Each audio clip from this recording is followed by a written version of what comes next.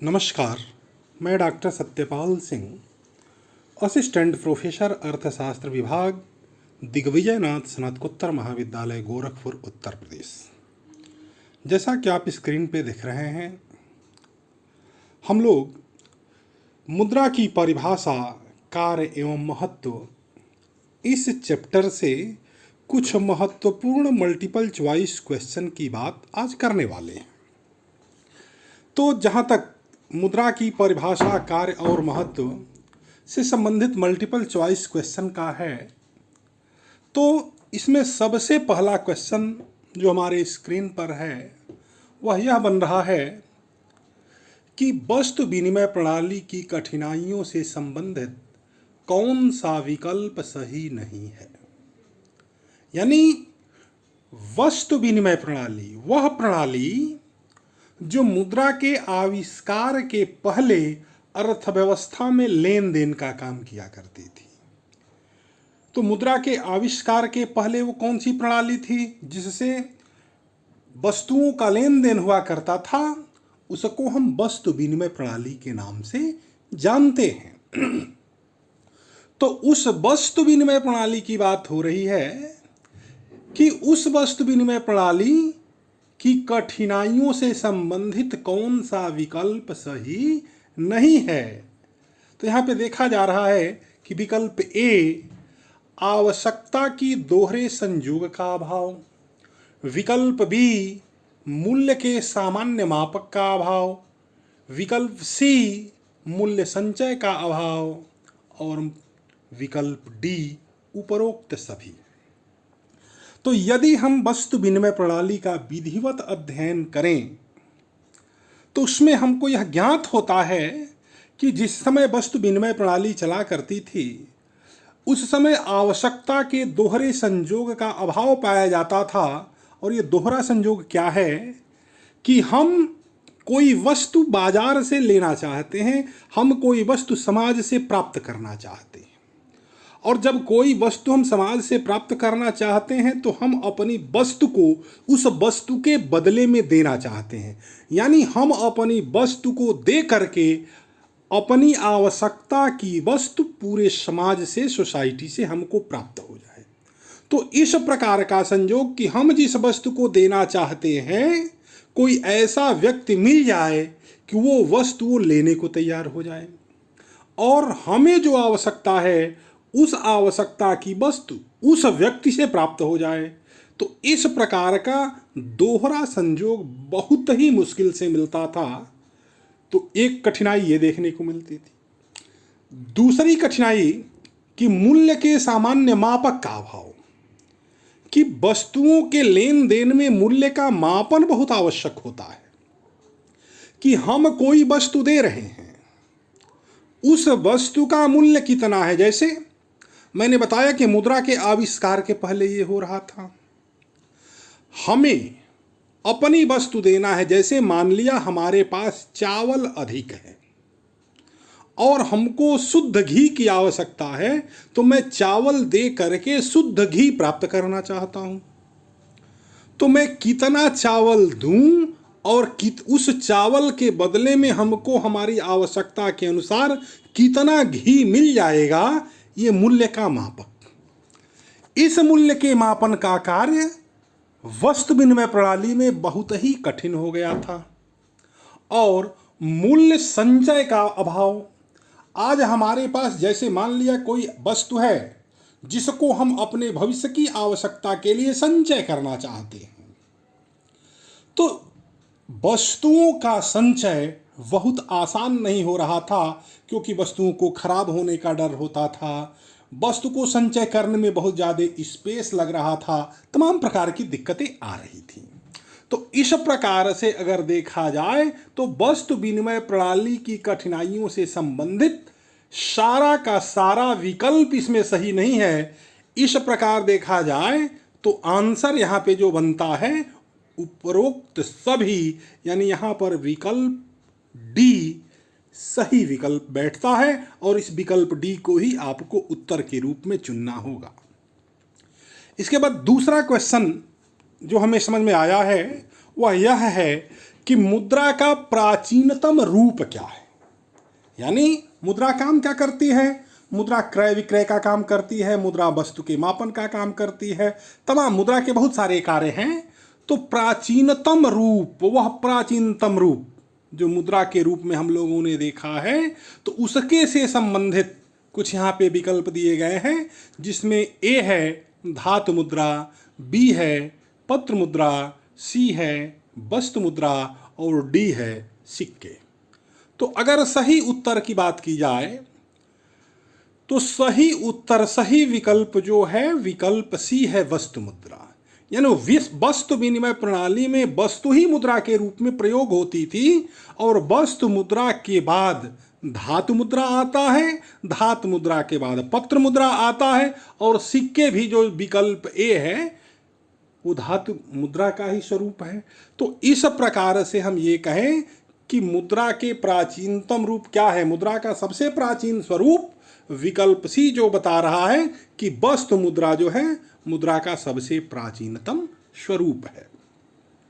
Question number 3 में ये पूछा जा रहा है कि विनिमय की प्रारंभिक अवस्था में बाजार किस पर आधारित था।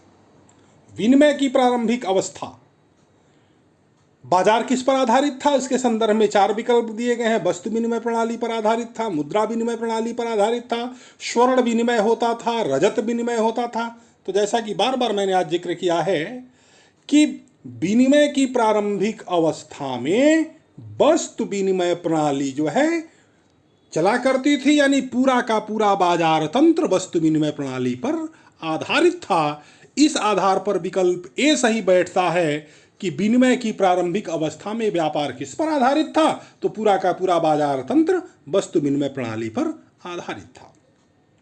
अगला क्वेश्चन बनता है वस्तु विनिमय प्रणाली में होता है क्या होता है, उससे संबंधित 4 विकल्प हैं। क्या वस्तु विनिमय प्रणाली में मुद्रा का मुद्रा से विनिमय होता है, या वस्तु का वस्तु से विनिमय होता है, या मुद्रा का वस्तु से विनिमय होता है, या वस्तु का मुद्रा से विनिमय होता है। तो मैंने पीछे ही क्वेश्चन में आपको बताया था कि वस्तु विनिमय प्रणाली के अंतर्गत हम अपनी वस्तु दे करके बाजार से या समाज से दूसरी वस्तु प्राप्त करते हैं।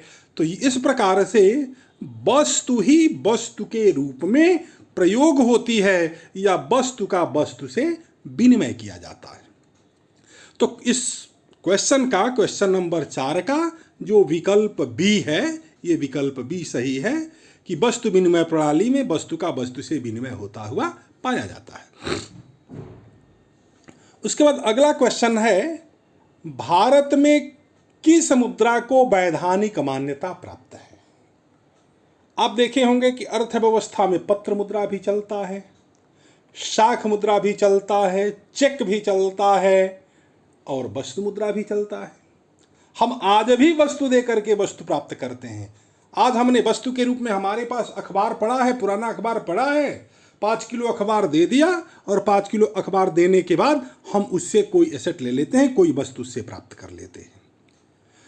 तो भारतीय अर्थव्यवस्था में आज किस मुद्रा को वैधानिक मान्यता प्राप्त है, तो इसके संदर्भ में अगर विकल्पों की बात की जाए तो विकल्प ए सही विकल्प है कि पत्र मुद्रा को, जो हमारे पास जो कागजी नोट हैं, उन कागजी नोटों को वैध मान्यता प्राप्त है, वैधानिक मान्यता प्राप्त है, सरकार का प्रोटेक्शन प्राप्त है।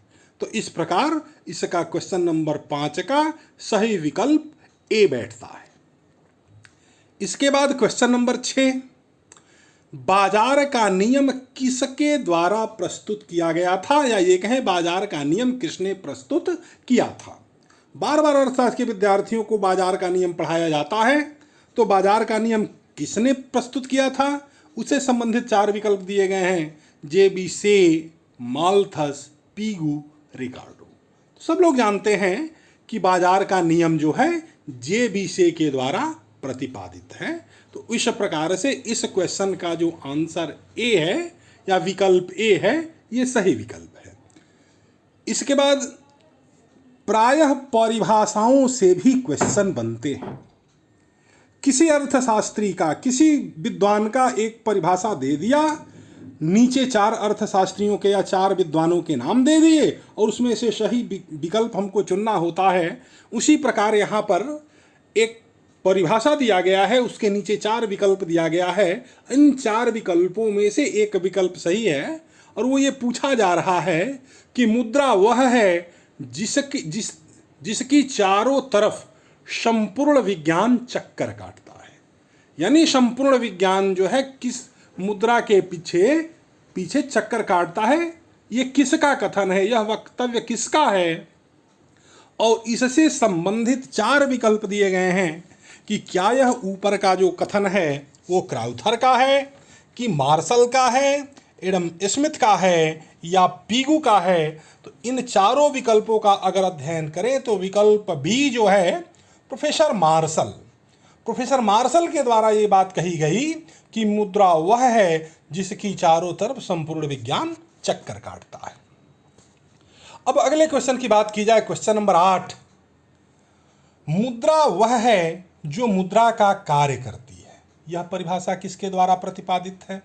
यह भी क्वेश्चन प्रायः पूछा जाता है। तो अगर इस क्वेश्चन के संदर्भ में अगर बात किया जाए तो इससे संबंधित भी यहाँ पे 4 विकल्प दिए गए हैं, मार्शल, हार्टले वीदर्स, स्मिथ और रॉबिन्स। तो यहाँ पर जो मुद्रा वह है जो मुद्रा का कार्य करती है, ये हार्टले वीदर्स की परिभाषा है। हार्टले वीदर्स ने इस परिभाषा की व्याख्या की थी या परिभाषा यह प्रतिपादित किया था। इसी तरह परिभाषाओं में से एक अगली परिभाषा, मुद्रा वह वस्तु है जो विनिमय के माध्यम के रूप में सामान्यतया सर्वग्राह्य है और साथ ही मूल्यमापन एवं मूल्य संचय का काम करती है। ये किसकी परिभाषा है?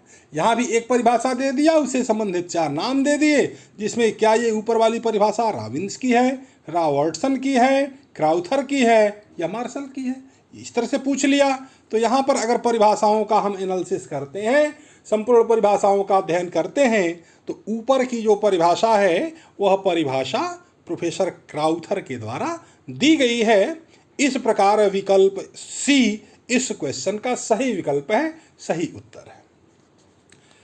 अब इसी तरह से और भी परिभाषाएं देकर के आपसे परिभाषाओं के आधार पर क्वेश्चन पूछे जा सकते हैं। तो सभी परिभाषाओं को एक बार गहनता से देख लेने की जरूरत है और उससे संबंधित जो सवाल बन सकते हैं उन अर्थशास्त्रियों के नाम आपको ध्यान में रखने होंगे। अगला क्वेश्चन, निम्न में से कौन मुद्रा का कार्य नहीं है? मुद्रा के कार्य 4 ये विकल्प दिए गए हैं। इन 4 विकल्पों में से एक विकल्प मुद्रा के कार्य से संबंधित नहीं है। अगर कार्यों की बात की जाए तो एक बहुत लंबी चौड़ी श्रृंखला है मुद्रा के कार्यों की। उन कार्यों में से जो विकल्प दिए गए हैं, ए मूल्य का मापन, बी मूल्य का हस्तांतरण, सी मूल्य का संचय और डी मूल्य का स्थिरीकरण। ये जो विकल्प डी है मूल्य का स्थिरीकरण, मूल्य का स्थिरीकरण मुद्रा नहीं करती है। मूल्य को स्थिर करने का काम मुद्रा का नहीं है।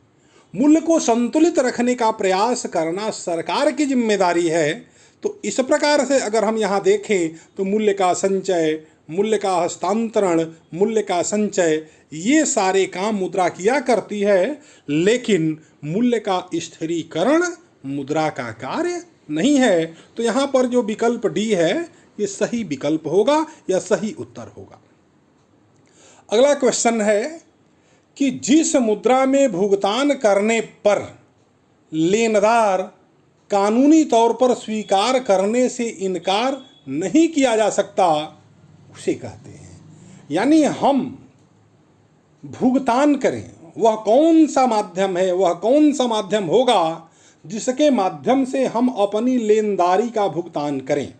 कोई वस्तु खरीदें और वो दें, तो देने वाला उस मुद्रा को लेने से मना नहीं कर सकता है। कानूनी तौर पर वो बाध्य है कि उस मुद्रा को उसे लेना पड़ेगा। तो ये 4 विकल्प यहाँ दिए गए हैं कि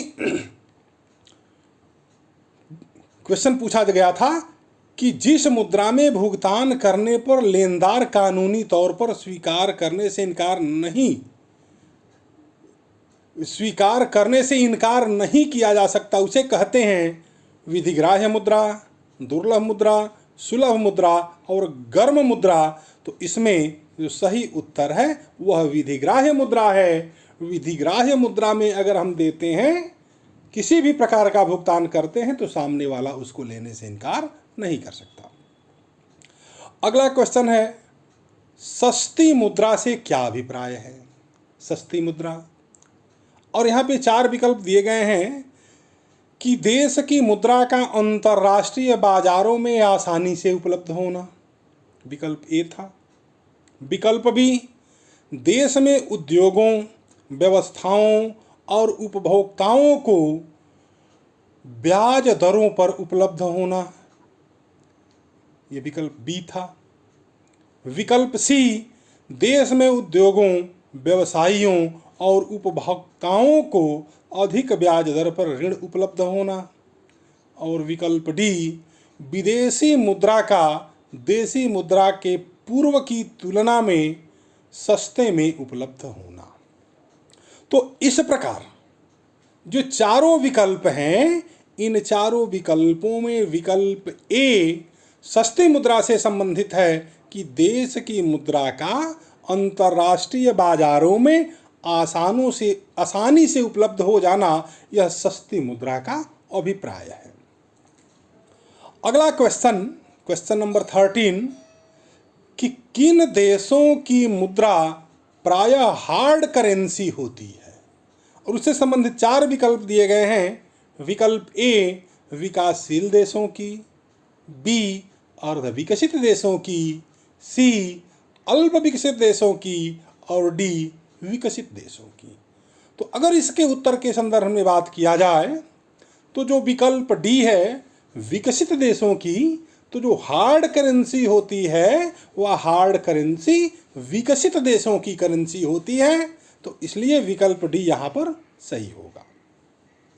क्वेश्चन नंबर 14 कि भारत की विधिग्राह्य मुद्रा निम्न में से कौन है? भारत की मुद्रा, वैध मुद्रा, लीगल टेंडर भारत का कौन है, उससे संबंधित 4 यहाँ पर विकल्प दिए गए। यूरो है, डॉलर है, पाउंड है, रुपया है। तो आप सब जानते हैं कि रुपया जो है भारत का विधिमान्य मुद्रा है, ये लीगल टेंडर है। तो रुपया के संदर्भ में विकल्प डी जो है यह सही उत्तर बनता है। अगला क्वेश्चन है कि सरकार द्वारा पुरानी मुद्रा को समाप्त कर नई मुद्रा चलाना क्या कहलाता है? और नीचे 4 विकल्प हैं। अवमूल्यन कहलाता है, विमुद्रीकरण कहलाता है, मुद्रा संकुचन कहलाता है, मुद्रा विस्फीति कहलाता है। और इसमें अगर सही उत्तर की बात की जाए तो विमुद्रीकरण, जिसको डीमोनेटाइजेशन कहते हैं, डीमोनेटाइजेशन करके, विमुद्रीकरण करके सरकार जो है अपनी पुरानी मुद्रा को अवैध घोषित कर देती है। जैसे आपको याद होगा कि भारत में 500 और 1000 रुपए के जो पुराने नोट थे, भारत के प्रधानमंत्री माननीय श्री नरेंद्र मोदी ने उसको डीमोनेटाइज कर दिया, यानी उसका विमुद्रीकरण कर दिया था। तो वही बात यहाँ पे पूछा जा रहा है कि सरकार द्वारा पुरानी मुद्रा को समाप्त कर नई मुद्रा चलाना क्या कहलाता है? तो विकल्प बी विमुद्रीकरण, यानी सरकार अपनी मुद्रा को अवैध घोषित करके जो नई मुद्रा जारी करे उसको हम विमुद्रीकरण के नाम से जानते हैं। अगला क्वेश्चन है कि मुद्रा के निम्नलिखित में से कौन सा लाभ है? मुद्रा के लाभ और उस लाभ से संबंधित यहाँ पर विकल्प दिए गए हैं कि मुद्रा से उपभोक्ता को लाभ, मुद्रा से उत्पादक को लाभ, मुद्रा पूंजी संचय में सहायक। देखा जाए तो सब मुद्रा से लाभान्वित होते हैं। ये तीनों विकल्प सही हैं। तो तीनों विकल्प सही है तो विकल्प डी कि मुद्रा से निम्नलिखित में सभी लाभान्वित होते हैं, सारे लाभ प्राप्त होते हैं। तो विकल्प डी यहाँ पर सही है। अगला क्वेश्चन है कि आय और उपभोग का अंतर क्या कहलाता है? आपकी आय 1000 रुपये है और उस 1000 में से आपने 700 रुपये को उपभोग कर लिया, 700 रुपये को उपभोग पे खर्च कर दिया। आय 1000, उपभोग जो है 700, तो जो 300 रुपये होता है वो बचत होती है। तो आय और उपभोग के अंतर को क्या कहते हैं, उससे संबंधित 4 विकल्प। क्या वह बचत होगा, क्या वह विनियोग होगा, सी है उपभोग की प्रवृत्ति, डी है सीमांत उपयोगिता। तो ऐसी स्थिति में मैंने बताया कि आय और उपभोग के अंतर को बचत कहते हैं। इस प्रकार इसका उत्तर ए होगा और सही उत्तर ए है। अगला क्वेश्चन है, मुद्रा का प्राथमिक कार्य कौन सा है। अगर मुद्रा के कार्यों का जब अध्ययन किया जाता है तो इसके तमाम कार्य हैं, अध्ययन की सुविधा के हिसाब से हम इसके कार्यों का वर्गीकरण कर देते हैं। मुद्रा का प्राथमिक कार्य है, मुद्रा का सहायक कार्य है, मुद्रा की गौण कार्य हैं, और हर सेक्टर में कार्यों का डिवाइडेशन होता है। तो मुद्रा का प्राथमिक कार्य, उस सेक्टर के अंतर्गत कौन कौन से कार्य आते हैं, उन कार्यों की बात हो रही है कि मुद्रा का प्राथमिक कार्य कौन सा है। इन चारों विकल्पों में से एक विकल्प जो है मुद्रा के प्राथमिक कार्य से है। तो विकल्प क्या है यहाँ पे देखते हैं, विनिमय का माध्यम, मूल्य का संचय, स्थगित भुगतान का मान, मूल्य का हस्तांतरण। ये 4 विकल्प हैं और इन चारों विकल्पों में विकल्प ए विनिमय का माध्यम, यानी विनिमय का माध्यम वस्तुओं को बेचने और खरीदने के माध्यम के रूप में मुद्रा कार्य करती है, और यह कार्य जो है मुद्रा का प्राथमिक कार्य है, या ये कहें कि प्राथमिक कार्य के अंतर्गत आता है। इस प्रकार इस क्वेश्चन का जो विकल्प ए है वह विकल्प ए सही उत्तर है। अगला क्वेश्चन है कि निम्नलिखित में से कौन विधिग्राह्य मुद्रा है। विधिग्राह्य मुद्रा, लीगल टेंडर, ड्राफ्ट, चेक, ₹10 की नोट, उपरोक्त सभी। लीगल टेंडर, कानूनी रूप से आप लेने के लिए बाध्य होंगे, वो लीगल टेंडर है। ड्राफ्ट लेने के लिए हम बाध्य नहीं हैं। चेक हमारे मर्जी के ऊपर है लेंगे कि नहीं लेंगे, लेकिन ₹10 की नोट यदि कोई हमको दे रहा है हमारी वस्तु के बदले में तो वो हमको लेना पड़ेगा। विधि मान्य है, वो लेना हमारी मजबूरी है, क्योंकि कानूनन हमारे ऊपर इस प्रकार का दबाव है, कानून के द्वारा हमारे ऊपर इस प्रकार का आदेश है कि वो आपको लेना पड़ेगा। और ₹10 की जो नोट है वो हमारी लीगल टेंडर है। तो यह यहाँ पर विकल्प अगर सी की बात की जाए तो ये सही विकल्प है कि निम्नलिखित में से कौन विधिग्राह्य मुद्रा है। तो ₹10 की नोट इन चारों विकल्पों में से विधिग्राह्य मुद्रा है। अगला क्वेश्चन है, ग्रेसम का नियम किससे संबंधित है। ग्रेसम्स लॉ, हम लोगों ने पढ़ा है ग्रेसम्स लॉ। ग्रेसम्स लॉ जिस समय स्वर्णमान रजतमान चला करता था उस समय की एक घटना है कि महारानी एलिजाबेथ ने ये देखा कि अर्थव्यवस्था में मुद्रा स्वर्णमान पर आधारित था उस समय, और जो भी मुद्रा था वो बड़ा घिसा पीटा था, बड़े पुराने हो गए थे, चलते चलते वो मुद्रा हल्के हो गए थे। तो महारानी को ये लगा कि नई मुद्रा को अर्थव्यवस्था में जारी कर दिया जाए, पुरानी मुद्रा को वापस ले लिया जाए। इसी उद्देश्य से कुछ नई मुद्राएं अर्थव्यवस्था में महारानी एलिजाबेथ ने जारी किया, चलन में डाल दिया, और चलन में डालने के बाद वो ये अपेक्षा कर रही थी कि लोग पुरानी मुद्रा जो है चलन से बाहर कर देंगे और धीरे धीरे वो राजकोष में वो पुरानी मुद्रा चली आएगी। लेकिन परिणाम इसके विपरीत गया। फिर पुरानी मुद्रा चलन में आ गई और नई मुद्रा चलन से बाहर हो गई। तो महारानी के सामने समस्या हुई कि हमने इतनी नई मुद्रा जारी कराई, तब भी बाजार में वही पुरानी की पुरानी मुद्रा चल रही है, आखिर ये हो क्यों रहा है। तो इसी के संदर्भ में ग्रेसम्स को उन्होंने बाजार का अध्ययन करने को कहा कि बाजार का अध्ययन करिए कि बाजार से जो पुरानी मुद्रा है वो जो बाहर होनी चाहिए थी, फिर वो बाजार में ही चल रही है और नई मुद्रा दिख नहीं रही, वो नई मुद्रा गई कहाँ। तो वही ग्रेसम्स जो है बाजार का अध्ययन करने के बाद वो कहते हैं कि पुरानी मुद्रा नई मुद्रा को चलन से बाहर कर देती है। यानी विकल्प ए बी सी डी अगर इसका अध्ययन करें कि जो ग्रेसम का नियम है किससे संबंधित है, उपभोग एवं मांग से, आपूर्ति एवं मांग से, मुद्रा के प्रचलन से, और डी है घाटे की अर्थव्यवस्था से। तो मैंने बताया कि मुद्रा के प्रचलन से संबंधित अध्ययन ग्रेसम ने किया था। आज भी हम और आप, यदि कोई वस्तु हमको खरीदना है, हमारे पास कागजी नोट होता है, तो वस्तु खरीद करके हम अपने पास या हमारे पास जो मुद्रा होती है उसमें जो सबसे पुरानी वाली मुद्रा होती है उस मुद्रा को हम देने का काम करते हैं और नई मुद्रा को बचाने का काम करते हैं। तो आज भी हमारे और आपके जीवन पर, व्यवहारिक जीवन पर वो ग्रेसम ला काम करता है। तो यहाँ पर विकल्प सी जो है कि ग्रेसम का जो नियम है वो मुद्रा के प्रचलन से संबंधित है, विकल्प सी यहाँ पर सही है। तो इस प्रकार यहाँ पर हमने आज मुद्रा से संबंधित, मुद्रा के परिभाषा से संबंधित, मुद्रा के कार्य से संबंधित तमाम प्रश्नों और उनसे संबंधित उसके उत्तरों के रीजन हम लोगों ने देखा है। और हमें उम्मीद है कि आज की क्लास आपके लिए बड़ा ही उपयोगी साबित होगी। तो आप सबको बहुत बहुत धन्यवाद।